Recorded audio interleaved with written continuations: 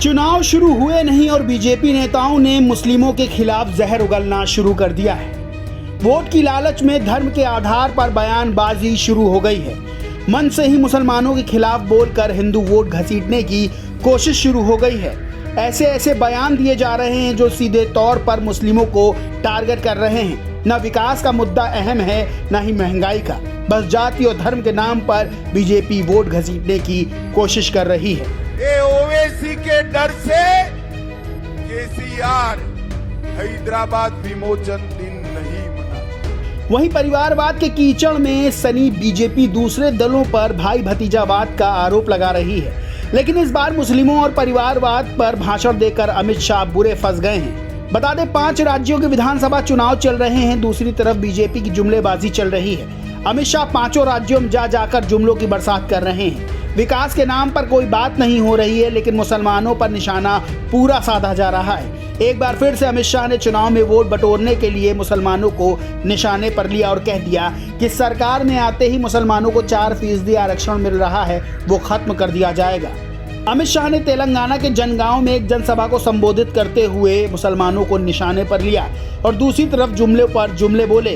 अमित शाह ने कहा कि तेलंगाना में सरकार बनते ही मुस्लिमों को जो 4% का आरक्षण मिल रहा है उसे खत्म करके SC, ST और OBC को दे दिया जाएगा। वहीं सरकार बनने पर सबको अयोध्या में श्री राम के दर्शन कराए जाएंगे। सरकार बनते ही 4% मुस्लिम आरक्षण हम समाप्त कर देंगे। मतलब एक तरफ मुसलमानों के खिलाफ बयान तो दूसरी तरफ हिंदुओं को श्री राम के नाम पर रिझाना, यह है बीजेपी के मुद्दे और इन मुद्दों पर लड़ रही है बीजेपी चुनाव। वहीं दूसरी तरफ अमित शाह ने केसीआर, कांग्रेस और सदुद्दीन ओवैसी पर निशाना साधा और तीनों को परिवारवादी पार्टियां घोषित कर दिया।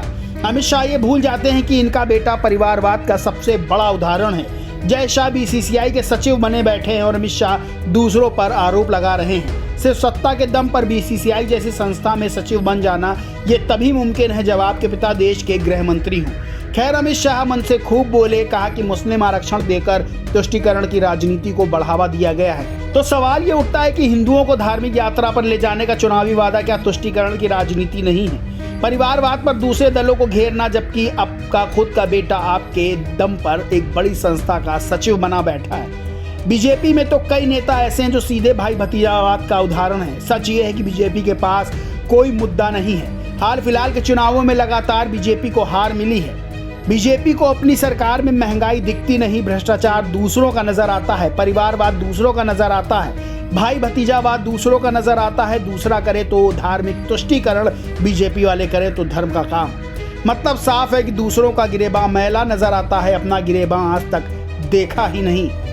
बता दें तेलंगाना में विधानसभा की 119 सीटें हैं। मतदान आगामी 30 नवंबर को होगा। परिणाम आएंगे बाकी 4 राज्यों के साथ, यानी 3 दिसंबर को।